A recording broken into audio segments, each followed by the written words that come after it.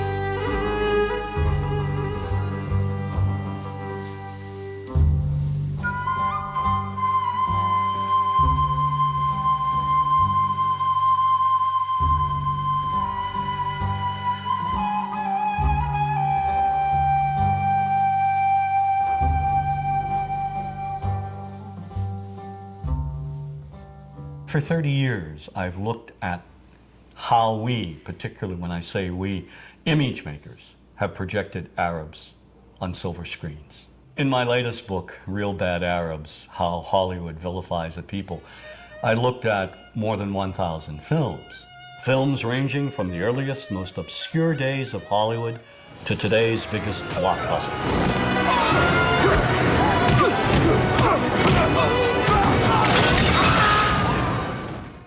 And what I tried to do is to make visible what too many of us seem not to see, a dangerously consistent pattern of hateful Arab stereotypes. Stereotypes that rob an entire people of their humanity. All aspects of our culture project the Arab as villain. That is a given. There is no deviation.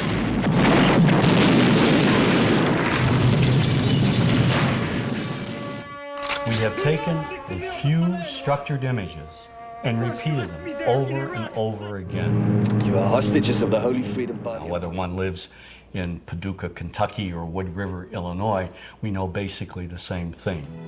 Listen to the sound, Jesus, of altar.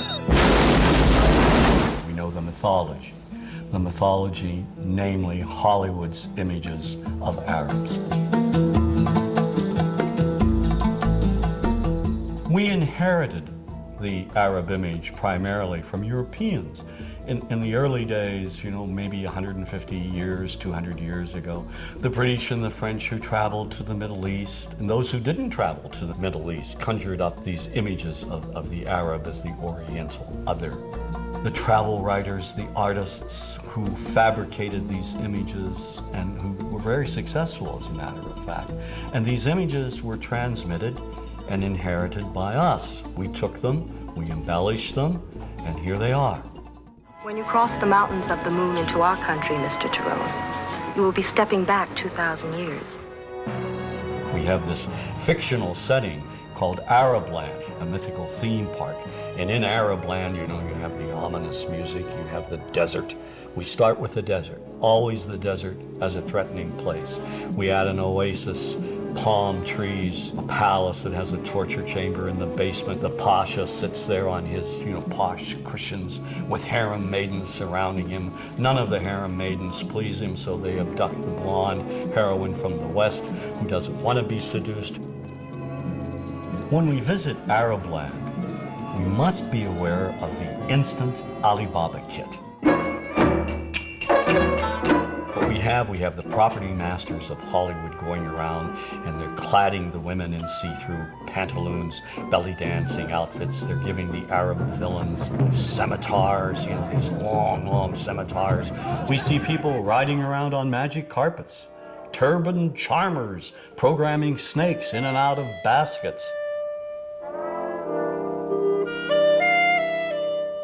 Yesteryear's Arab land is today's Arab land. You are late. 1,000 apologies, oh patient one. You have it then. I had to slit a few throats, but I got it. Disney's Aladdin was seen by millions of children worldwide. It was hailed as one of Disney's finest accomplishments. But the film recycled every old degrading stereotype from Hollywood's silent black and white past.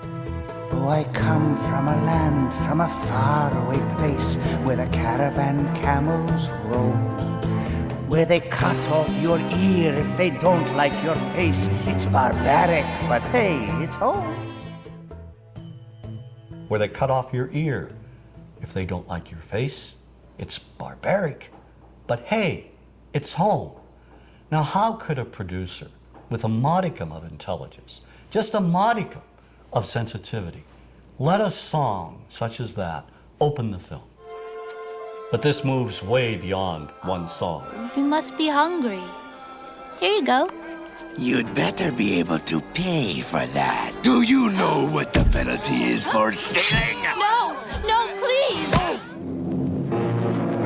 The Arab is one-dimensional caricature, cartoon cutouts used by filmmakers as stock villains and as comic relief. And so over and over we see Arabs in movies portrayed as buffoons, their only purpose being to deliver cheap laughs. You see this in the Joey Heatherton film, The Happy Hooker Goes to Washington. Every night I was forced to perform unspeakable acts with circumcised dogs. Oh, dogs are better than sheep. The cleaner, I know, I've tried both. And over again, they're portrayed as inept. So, in a movie like True Lies, not only are the Arabs dangerous, they're also incompetent. We are all prepared to die. With one turn of that key, 2 million of your people will die instantly. What key? That key! Who's taking the key? One actor who excels in his portrayal of Arabs as buffoons is Jamie Farr in Cannonball Run 2. I have a weakness for blondes and women without mustaches. All the stereotypes are here. Too rich and stupid to know the value of money. Get me 12 sweets. Better yet, the entire floor. And of course, he's oversexed, lecherous, uncontrollably obsessed with the American woman. Here, my desert blossom. Give the change. Have you ever considered joining a harem? And so another pattern is the lecherous Arab. In Jewel of the Nile, Sheikh Omar tricks Kathleen Turner. How? He convinces her to come with him to Arab land. Then he imprisons her. You stay here and you write what I tell you to write. We see the same sort of ominous seduction and protocol. The entire plot revolves around an Arab emir's infatuation with the blonde, blue-eyed Goldie Hawn. In the Bond film, Never Say Never Again, Kim Basinger is abused by the most sleazy-looking Arabs imaginable. She's tied to a pole, stripped to her underwear, and auctioned off to primitive-looking Bedouins. And in Sahara, Brooke Shields is also kidnapped and presented to the lecherous Arab sheikh for his own perverted pleasure. Get away from me, you dirty bitch! More than 300 movies, nearly 25% of all Hollywood movies that in one way or another demean Arabs contain gratuitous slurs, or they portray Arabs as being the butt of a cheap joke. We were going on a Mecca, see, and the plane is full of Arabs with these animals. Goats, sheep, chickens. I mean, they don't go anywhere without their goddamn animals. We had to put plastic in the cabins. You know, they urinate, they defecate. You have films by Neil Simon, like Chapter 2. The beginning of the film, the protagonist arrives back from London, and his brother says, "How was London?" And he says, "Full of Arabs." How was London? Full of Arabs. Well, imagine if he had said, "Full of blacks, full of Jews, full of Hispanics." I mean, that's ridiculous. Why do we do these things? We got a bite. One of the most offensive films with the gratuitous images, Father of the Bride 2. It features Steve Martin selling his house to a Mr. Habib. We like house very much. When you can move out. Excuse me? The Habibs would like to buy the house, George. It's exactly what they've been looking for. It's when you can move. We need house a week from Wednesday. And my wife wants flower dishes in kitchen. You sell, we pay top dollar. When Habib's submissive wife tries to speak, he shouts gibberish at her.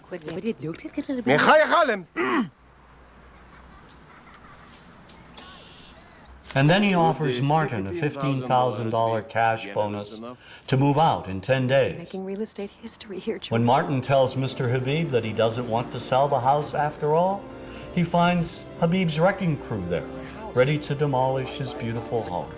And in a scene that calls to mind one of the most degrading stereotypes of the Jewish people, Mr. Habib demands an extra $100,000 to sell the house that he has owned for just a day back to Martin. You want me to take out a loan on something I owned free and clear just 24 hours ago? Well, that is up to you, George. Your path, your fence, your memories.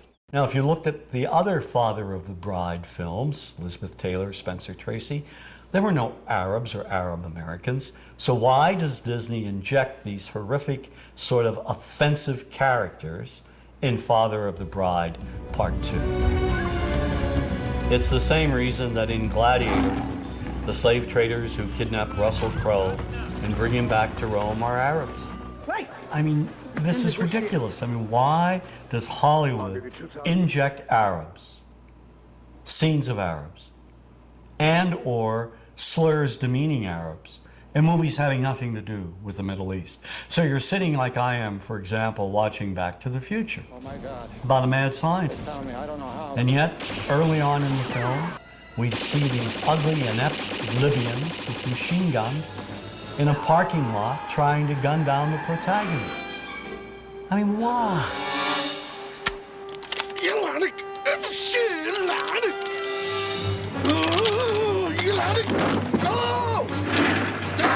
This movie wasn't about the future. It was the same old stereotyping from the past. And the same goes for Hollywood's view of Arab women. The Arab woman today is bright, intelligent. She's someone who is exceeding in all professions. And yet this reality still is being denied us on silver screens. The highly sexualized belly dancer has been with us from the beginning of Hollywood's history, inspired by early images of the Orient as the place of exoticism, intrigue, and passion.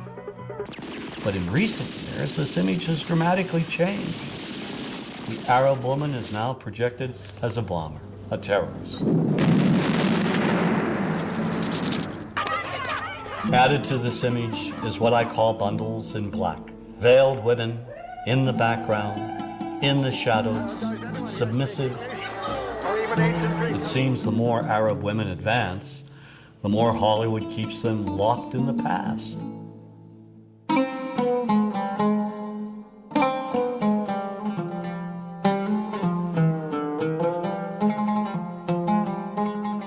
Politics and Hollywood's images are linked. They reinforce one another. Policy enforces mythical images help enforce policy. Jack Valente, president of the Motion Picture Association of America, has said, quote, "Washington and Hollywood spring from the same DNA," end quote. The Arab image began to change immediately after World War II. There were three things that impacted the change. The Palestinian-Israeli conflict, in which the United States has unequivocally supported Israel. The Arab oil embargo in the 70s, which angered Americans when gas prices went through the ceiling. And the Iranian Revolution, which increased Arab-American tensions when Iranian students took American diplomats hostage for more than a year. These three pivotal events brought the Middle East into the living rooms of Americans, and together helped shape the way movies stereotyped Arabs and the Arab world. One of the primary changes, the image of the sheikh. In a movie such as Rollover, he's out to take over the world with his money, or he's up to no good trying to buy chunks of America. Mrs. Winters, I think I should tell you there are those in the family who do not think we should be making this offer at all. I assume if you could have found venture capital of this sort for a company like Winterchem in America, you would not be coming all the way to Arabia looking for it. You see the oily sheik in Spielberg's Indiana Jones and The Last Crusade. You see the money-grubbing sheik who's out to commit all kinds of terrorism and launch a missile in earnest in the army. Gentlemen, behold my special club, the Pluton missile. With it, I will bring the infidels to their knees and be leader in the Arab world. One of the myths in the 70s was that the Arabs are coming over, buying up chunks of America. And of course, this was reflected in the cinema. The Arabs have taken billions of dollars out of this country, and now they must put it back. One of my favorite movies of all time, racist though it may be, is Network, about commercial television. Ladies and gentlemen, let's hear it. How do you feel? We're mad as hell, and we're not going to take this anymore. Network features a TV anchor rising to superstardom. How? He unleashes wild rants against the system on the air. But he directs the angriest of all his rants at Arabs, who he says are buying up America. They're buying it for the Saudi Arabian Investment Corporation. They're buying it for the Arabs. The anchor, Howard Beale, calls on the American people to rise up and stop the Arab buyout of his TV network. Listen to me, goddammit. The Arabs are simply buying us. There's only one thing that can stop them: you. The rage of Americans in response became one of the most famous scenes in movie history. I want you to get up out of your chairs. I want you to get up right now and write a telegram to President Ford saying, I'm as mad as hell and I'm not going to take this anymore.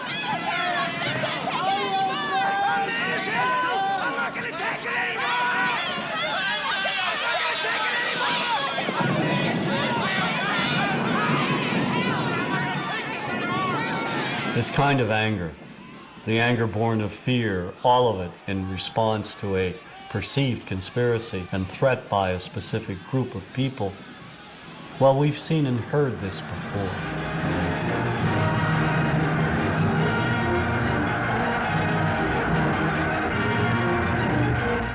If we look at the anti-Semitic propaganda of the Nazis, at its core is an identical type of economic threat. This economic myth even made its way into children's books. Sadly, the popular image of Jews in Nazi propaganda resembles the popular image of Arabs in some of our most beloved Hollywood movies. The only difference being that the Arab usually wears a robe and headdress.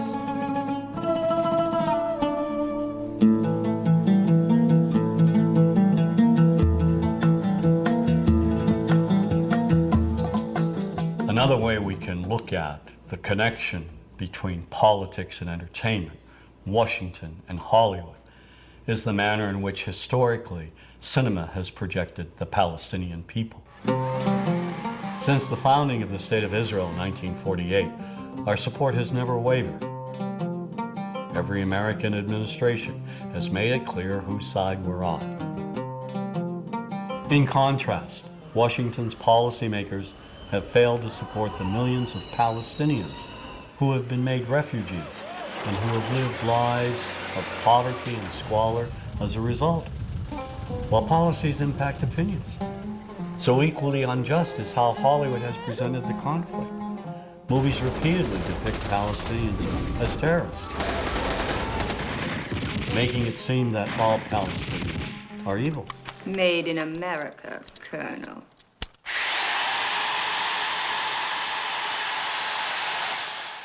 Now that image has been perpetuated by Hollywood films, beginning with the film Exodus.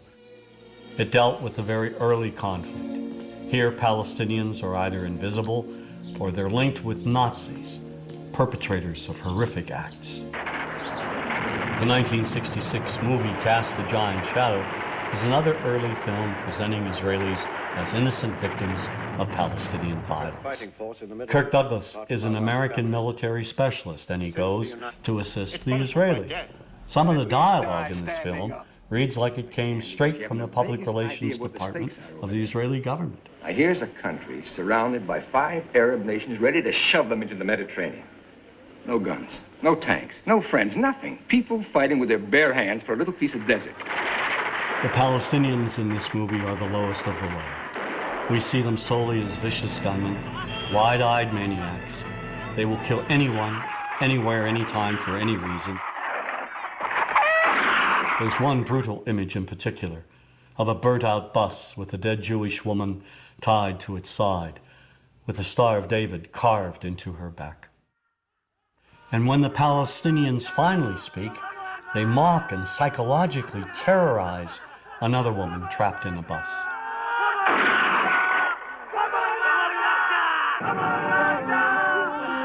Well, if we jump forward a decade to the film Black Sunday, the Palestinian terrorist is now a woman.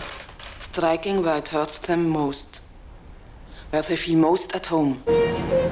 She flies the Goodyear blimp into a Miami stadium and tries to wipe out 80,000 Americans at the Super Bowl. She cold-bloodedly eliminates anyone in her path.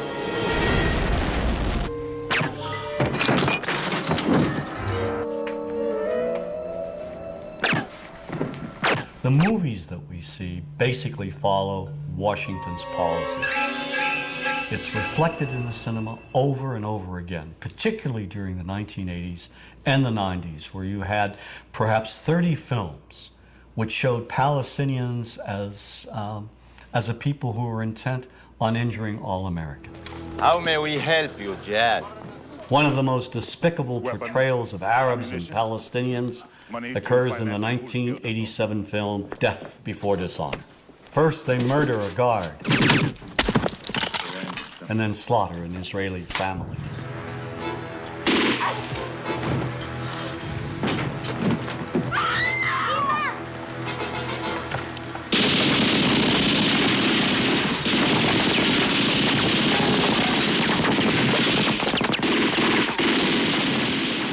They kidnap and torture an American Marine, and in cold blood execute another.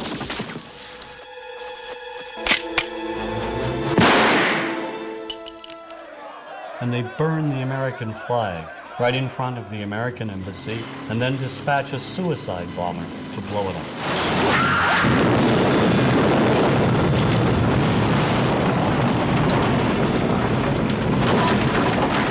One reason we've not been allowed to empathize with any Palestinian on the silver screen is due to 2 Israeli producers, Menachem Golan and Yoram Globus.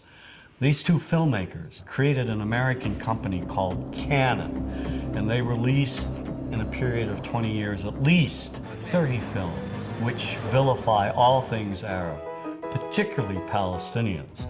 They even came out with a film called Hell Squad, showing Vegas showgirls trouncing Arabs in the middle of the desert.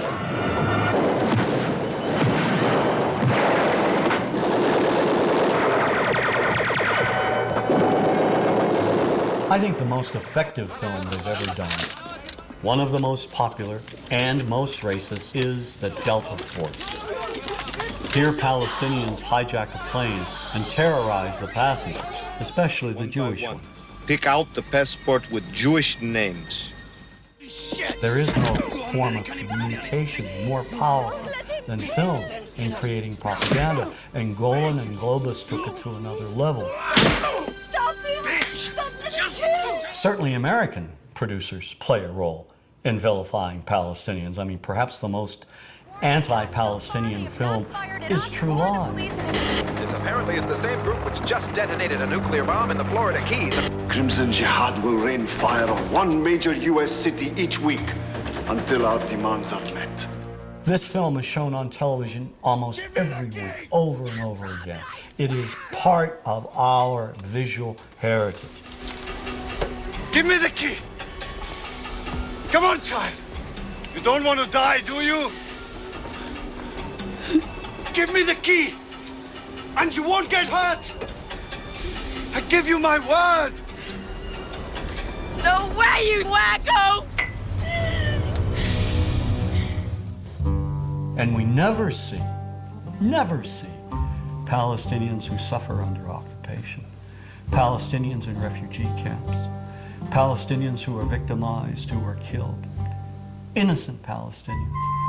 These images are denied us. Now, why are they denied us? Is there an unwritten code in Hollywood saying we cannot and will not humanize Palestinians? I mean, why can't we humanize Palestinians in the same manner in which we humanize Israelis? Is not the life of a Palestinian child, media-wise, Hollywood-wise, politically-wise, as important, as humane, as valuable as the life of an Israeli child? And if the answer to that is yes, why can't we see that on silver screens?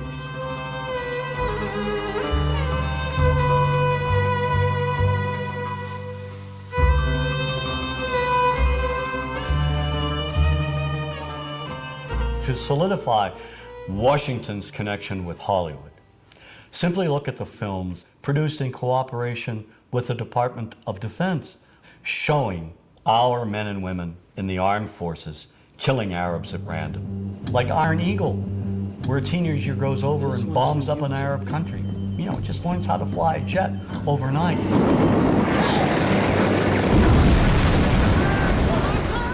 And then, of course, Navy SEALs with Charlie Sheen goes over to Lebanon and obliterates scores of Arabs. All right, Chief. Let's go tag him and bag him. Of all the Department of Defense films, the one that will stand the test of time as being the most racist is Rules of Engagement.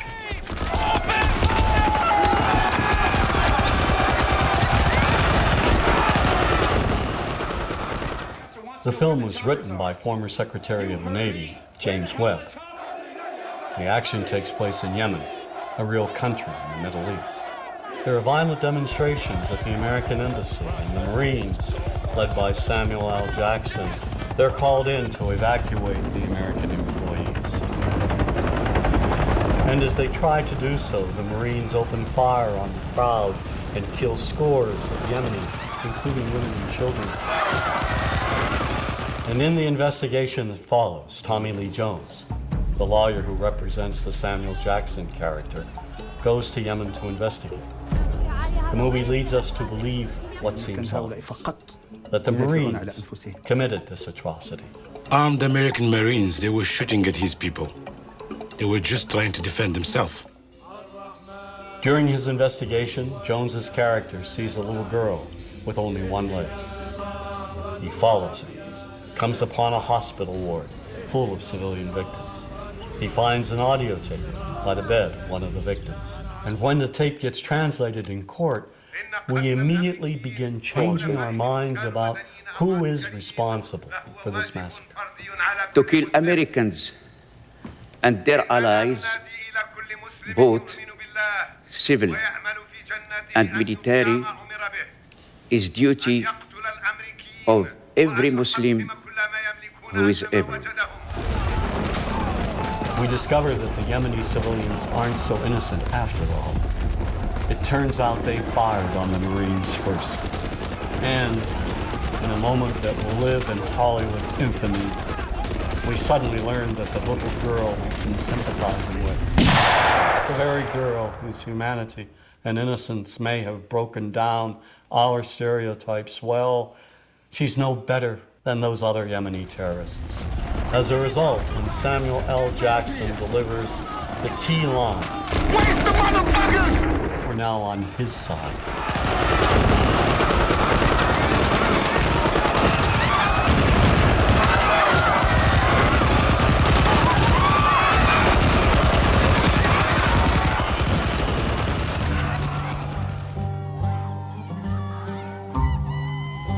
Why does this matter?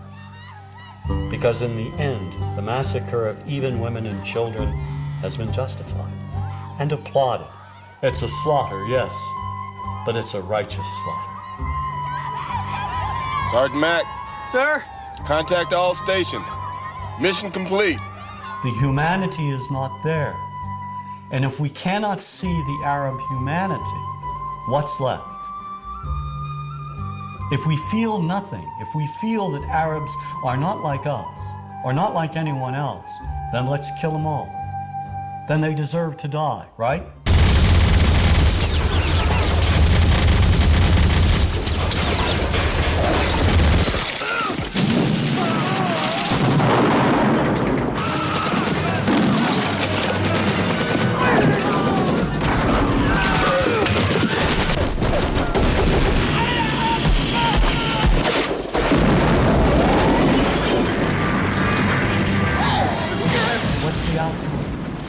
What do Arabs think of us that see these movies?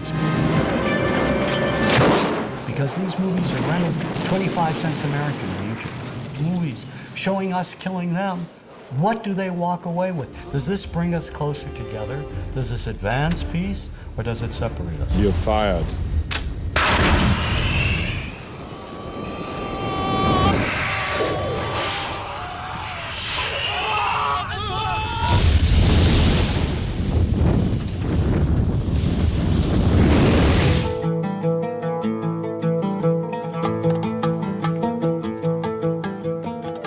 Islamophobia now is a part of our psyche. Words such as Arab and Muslim are perceived as threatening words. And if the words are threatening, what about the images that we see in the cinema and on our television screens? We are at war with Iraq. We went to war in March of 2003. But didn't our entrance to the war, wasn't that made a lot easier, primarily because for more than a century we had been vilifying all things Arab? And now, given what happened with 9/11, the tragic events that took place on that day, where 19 Arab Muslim terrorists were responsible for the deaths of nearly 3,000 people. Now, instead of saying that's the lunatic fringe, we say, no, no, no, no.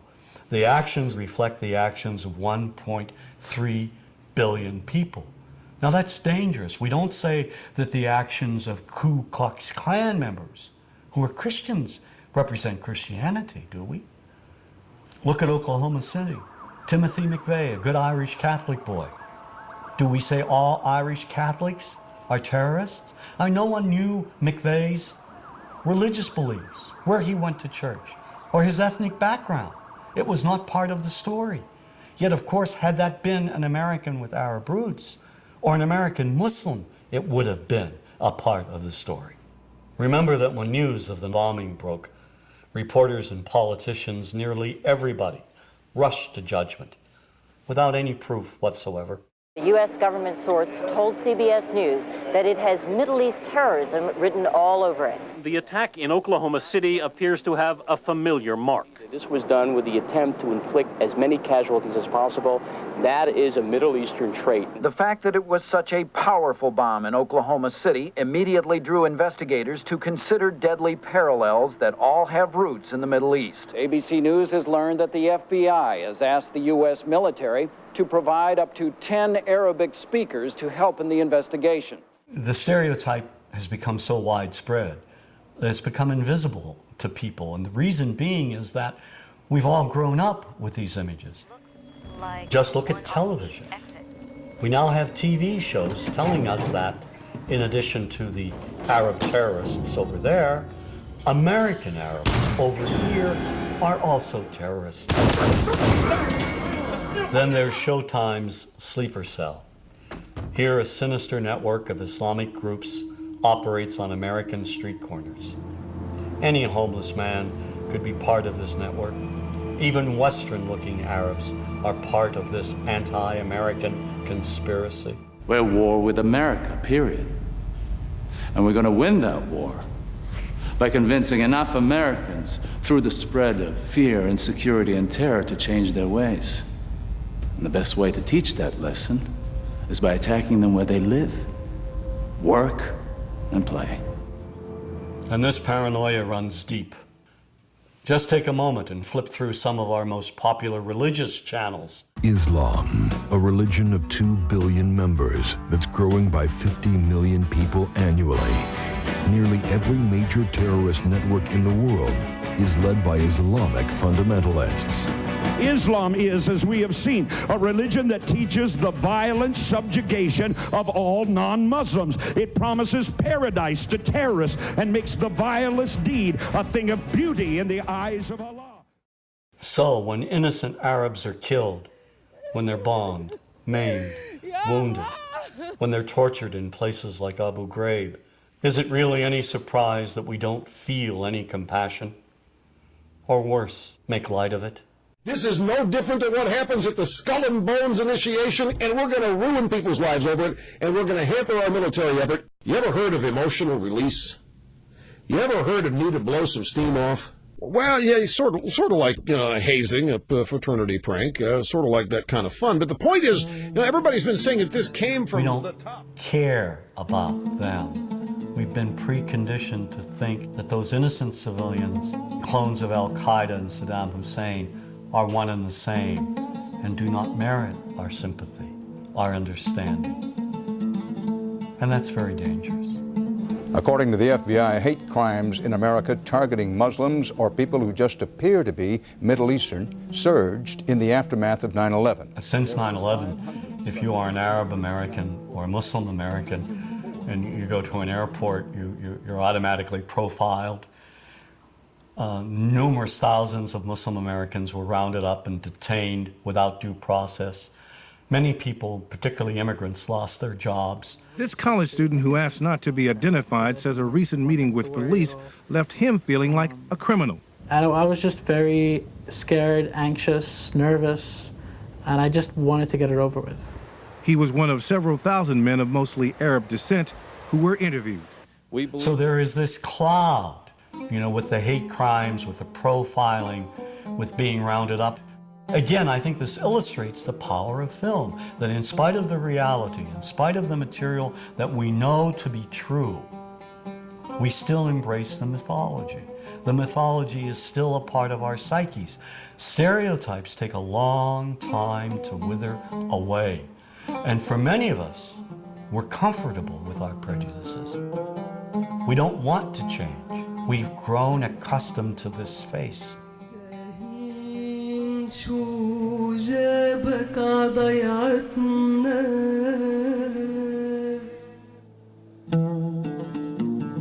When we think of Arabs, what do we see? What images come to mind? Do we see actual people? People who, despite real cultural or geographical differences, do pretty much the same things that we do. When we think of Arab women, what images come to mind? Do we see women who laugh and play and who adore their children? Women who work in the home as well as outside? Would it come as a surprise to know that in many Arab countries, a majority of college students are actually women? What's our immediate image of Arab men? Do we see loving fathers? Men who want to provide for their families? What about Arab teenagers? Do we see them the way you would think about teenagers in other parts of the world? Then there's religion in the Arab world. Do we see it as all-encompassing, dominating everything else? Do we know that even though faith plays a huge role in the Arab world, just as it does here in the United States, that it's also true that much of the Arab world is quite secular? When we think of Arabs and religion, does Christianity come to mind? Do we remember that there are over 20 million Christians in the region who have lived side by side in harmony with Muslims for centuries? To their credit, some filmmakers have shown Arabs and American Arabs in all their complexities. An excellent way to shatter a stereotype is through laughter, through comedy. So we have comedians. Comedians have done this historically, black comedians, Jewish comedians. So we see Arab comedians doing this, and this is one way to release the tension. I'm paying on a credit card, true story. Guy behind the counter picked up my credit card, sees the Olive part, looks at me all weird. He's like, hey buddy, what kind of name is that?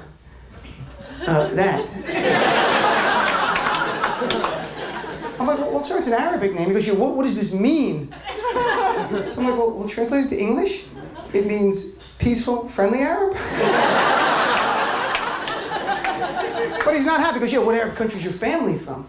So I tried the most peaceful, proper one that he would like. So I'm like, we're from the same Arab country that Aladdin is from. To his credit, Michael Moore in Fahrenheit 9/11 in the DVD includes a scene with this comedy coming out. My name really is Ahmed, and I can't fly anywhere. All you white people have it easy. You guys get to the airport like an hour, 2 hours before your flight. Takes me a month and a half. Security's gotten so bad now I just show up to the airport in a G-string. I'm like, how you guys doing? The character I read for was terrorist number 4. Not number 1, not number 2, number 4. And I was already well into my comedy career at this point, so I didn't take it that serious. And I read my lines way over the top. And, you know, I was like, sit down, you will obey, or I'll kill you in the name of Allah, you know, stuff like that. And the director went nuts, and he was like, that was brilliant, Ahmad. Let me see you do it again, but this time with more, you know, Arab, you know how your people are very, you know, he's trying to say that we're angry, and I was just like, okay, angry, is that what you want? Yes, yes. So I did it one more time, and I got a call the next morning that they want to use me in this movie. And I started laughing on the phone because I wasn't even, like, I was making fun of the role. I wasn't trying to be like that. And that's what they want, though. And once we begin to humanize Arabs and Muslims, to project them as we project other people, no better, no worse, then the stereotype gradually diminishes. In movies such as A Perfect Murder, we see an Arab-American detective befriend the heroine.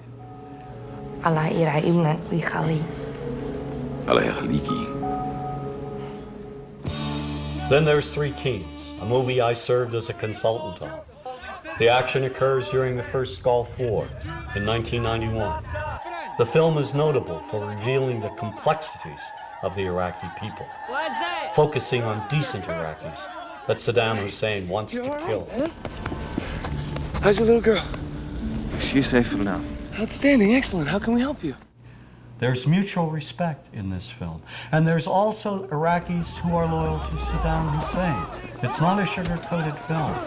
It's a very realistic film. It's an outstanding film, in my opinion. Kingdom of Heaven, which focuses on the Crusades, was a tremendous hit overseas, not here in the United States. And when the film was shown in Beirut, particularly at the end, when Salah ad-Din takes over Jerusalem, there's peace between Muslim and Christian. He enters a church and there is an icon on the floor. Salah ad-Din sees the icon, respectfully picks it up and places it back on the altar. When audiences in Beirut saw that, they rose to their feet and applauded. We're talking about Muslims as well as Christians applauding the act of a Muslim who embraces religious tolerance. There is this need of Arab audiences to embrace American films that show them in a respectful, honest, fair manner. And with the release of George Clooney's Syriana, I have hope that Hollywood may be listening. The film has some unflattering yet honest depictions of Arabs, but it also presents an Arab prince as one of the film's few decent human beings. The British-educated prince wants to bring democracy to his country, and his ideals get him and his family murdered. I want to create a parliament. I want to give women the right to vote. I want an independent judiciary. I want to start a petroleum exchange in the Middle East. I'll put all of our energy up for competitive bidding. I'll run pipe through Iran to Europe like you proposed. I'll ship to China. Anything that achieves efficiency and maximizes profit. Profit which I will then use to rebuild my country. Great, that's exactly what you should do. Exactly. Except your president rings my father and says I've got unemployment in Texas, Kansas, Washington State. One phone call later, we're stealing out of our social programs in order to buy overpriced airplanes. Another example of this kind of humanity and respect is found in Hideous Kinky, a film about an English woman, played by Kate Winslet, and her 2 daughters in Morocco. Winslet's relationship with her Moroccan lover is beautifully and lovingly displayed. And when she doesn't have the money to return home to England with her daughters, he makes hard sacrifices to make it happen. There's a tender and moving scene at the end. The Moroccan catches up with the train they're on to say goodbye, to wish them well. We see the warmth and love that exists between them.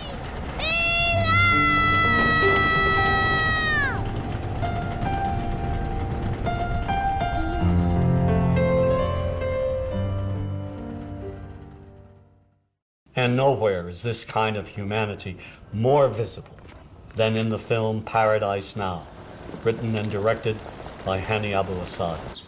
Two Palestinian friends get recruited to carry out the suicide bombing on Tel Aviv. At first they accept their mission solemnly, but they're intercepted at the Israeli border and separated from their handler. Then a young woman realizes their plan and forces them to question their actions.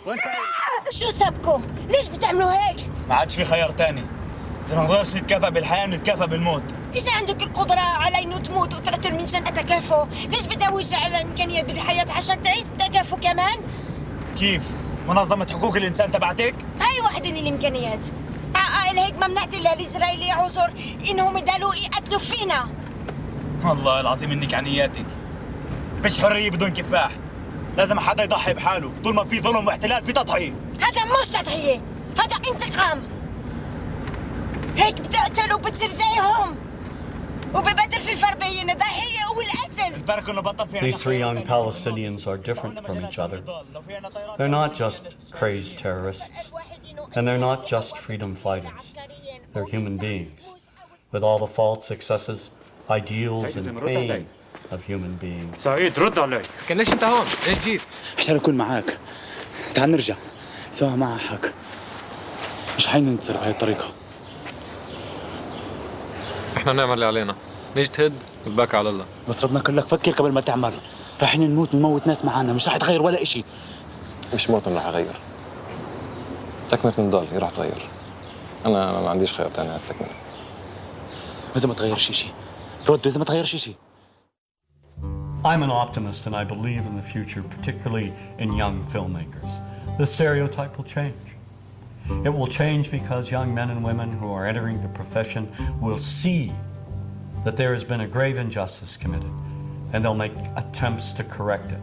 It's only a matter of time as to when this will happen, but it will take place. Look, we've unlearned many of our prejudices against blacks, Native Americans, Jews, other groups. Why can't we unlearn our prejudices against Arabs and Muslims? What matters is not to remain silent. I think whenever we see anyone being vilified on a regular basis, we have to speak out, whether we're image makers or not. We have to take a stand and say this is morally and ethically wrong